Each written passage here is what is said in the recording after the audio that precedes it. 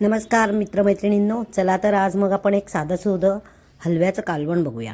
त्यासाठी एका कढईमध्ये लसूण, धणे आणि ओलं खोबरं हे परतवून घ्यायचं।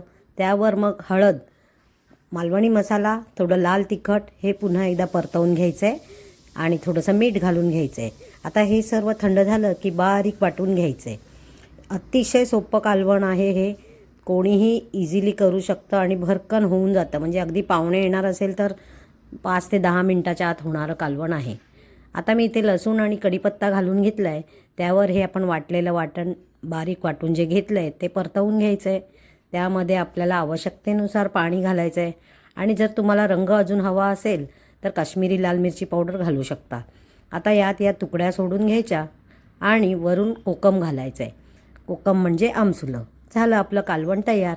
हे पहा, चला तर मग लाईक करा।